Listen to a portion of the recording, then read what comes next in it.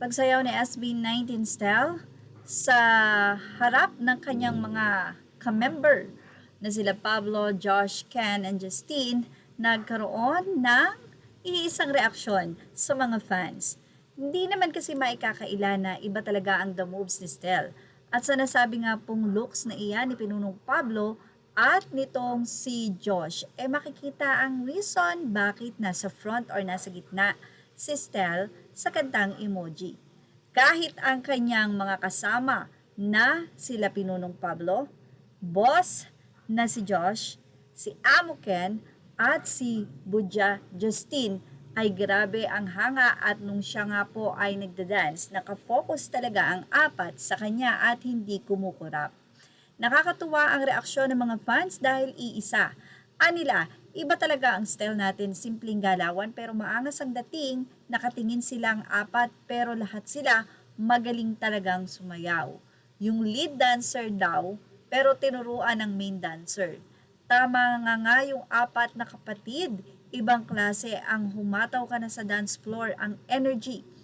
Well, sabi nila iba talaga si Stel pag sumayaw, nakatingin silang apat, pag si Stel ang gumalaw, kakaiba talaga.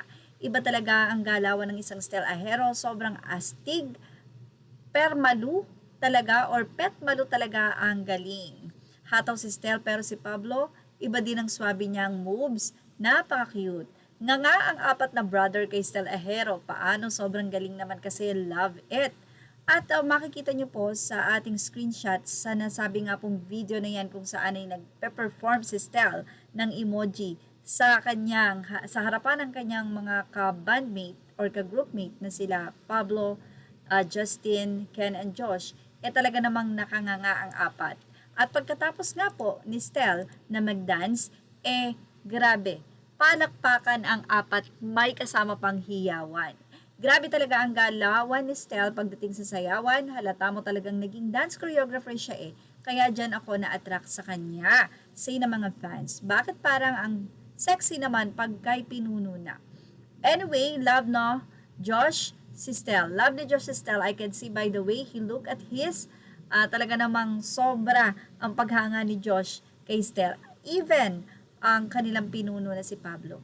Yun yung reason kung bakit ang SB19 makikita natin na wala insecurities sa kanila kasi na-appreciate nila yung talent ng bawat isa. That's why nabuo silang SB19 at sila bilang grupo ay isa dahil ang kanilang mga talent na pinagsama-sama ay gumagawa ng napakagandang music and artistry. Isang reason kung bakit na-appreciate ng SB19 ang bawat isa sa kani-kanilang talent. At talaga namang happy feel nila si Stel.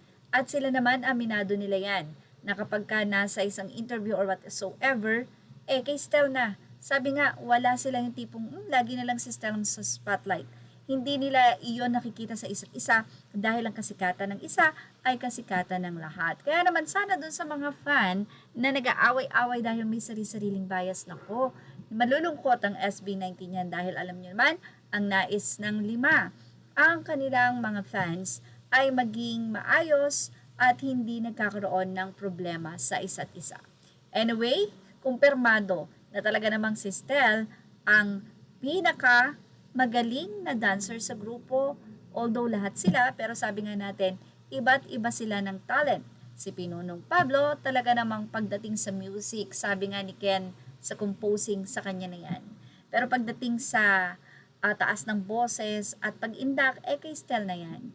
Pagdating naman ka sa rapping, ay kay Bosch na yan.